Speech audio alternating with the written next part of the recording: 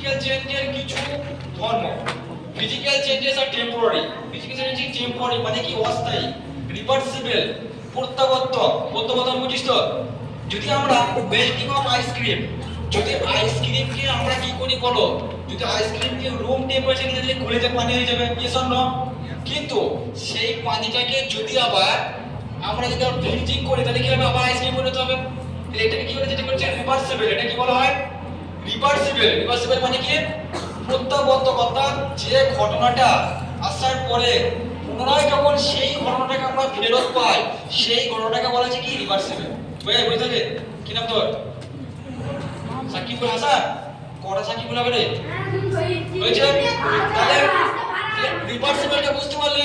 রিভার্সিবলটা temporary মানে অস্থায়ী, এর পরিবর্তন কি অস্থায়ী, বুঝে গেছে? এখানে স্থায়ী হতে পারবে না, কারণ ওইটার মেইন সাবস্টেন্স কিন্তু ওইটাই থাকবে, কিন্তু এর কি পরিবর্তন হবে? শেপ হবে, আকারে পরিবর্তন হবে, সাইজে পরিবর্তন হবে, কিন্তু মেইন সাবস্টেন্সটা কি হবে? মেইন সাবস্টেন্সটা কি থাকবে? কাগজই থাকবে। দেখ, in physical change a substance undergoes change its physical property like shape, size, color or states. অর্থাৎ ফিজিক্যাল চেঞ্জের মধ্যে এমন একটা চেঞ্জ, যে চেঞ্জে কি হয়, its physical properties এর ভৌতধর্ম পরিবর্তন হয়। এর ভৌতধর্ম পরিবর্তন হয়, লাইক শেপ, কি পরিবর্তন হবে? কি পরিবর্তন হচ্ছে?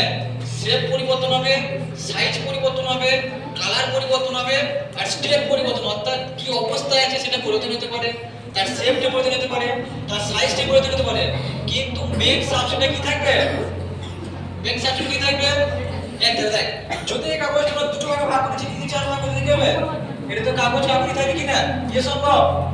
কাগজ কাগজ থাকবে, এটা কি? Yes, এটা yes. কি বলছে? এটাকে বলছে আমরা ভৌত পরিবর্তন। কেন রিভার্সিবল বলছে? দেখো, মেল্টিং অফ আইস, এইটাই। বরফের গলনাঙ্ক, এটাই কি বরফের নেই? গলন। যদি আমরা মেল্টিং সামনে দিতেছে মেল্টিং অফ আইস, একে যদি আমরা গলাই তাহলে কি হবে? একে যদি আমরা গলাই কি ওয়াটার, কি হবে? ওয়াটার। এই ওয়াটার থেকে যখন আমরা যখন আমরা ফ্রিজিং করব, তখন যখন এদিকে যাব তখন কি হবে? এটা কি হবে?